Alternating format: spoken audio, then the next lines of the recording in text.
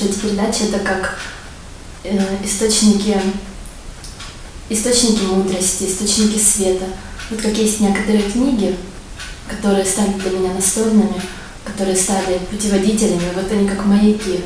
Маяки, которые дают мне ориентир, которые дают мне инструмент, подсказки, как двигаться, что важно в моей жизни. Вот так и эти передачи. Ведь суть не в том, что там было сказано. Вот правильно говорят ее участники, что все было сказано и раньше, дело не в словах. Весь смысл в том, что было заложено между строк, между слов. И когда получается действительно получается открыть чувства в себе и именно чувствами воспринять участников, кто перед тобой, что эти люди действительно несут, чем могут поделиться. Вот тогда и чувствуешь всю ценность этих диалогов, этих бесед. Потому что просто умом их не понять.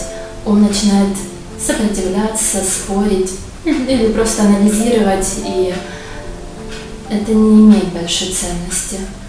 Но эти передачи учат меня чувствовать. Для меня это стали просто мощными инструментами для открытия своих глубинных чувств.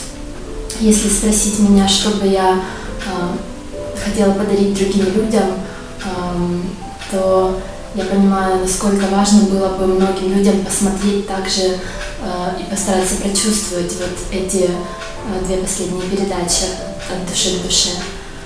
Потому что у каждого человека внутри есть вот то вечное, которое отзывается, которому просто нужно подобрать ключик. Я могу сказать, что последние 2 дня, особенно после выхода последней передачи, у меня ощущение, что я прожила намного больше.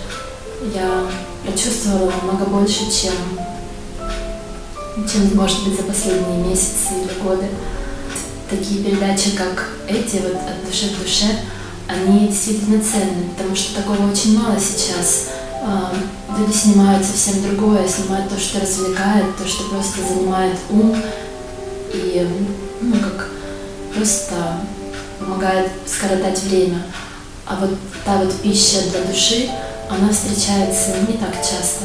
Поэтому передачи очень ценны, и очень хотелось бы и в дальнейшем видеть продолжение, следующие беседы интересные, душевные, потому что они как маяки. Они светят и дают силы, вдохновляют, пробуждают не только к хорошим мыслям, но они пробуждают их к действию, показывают, какими можно быть, где вот тот путь, куда идти. Это как дополнительный толчок, очень мощный, очень чистый источник. Крупицы истины вокруг везде можно найти. Но когда это так концентрированно дается истина, то еще на чувственном уровне, то разве может быть что-то ценнее?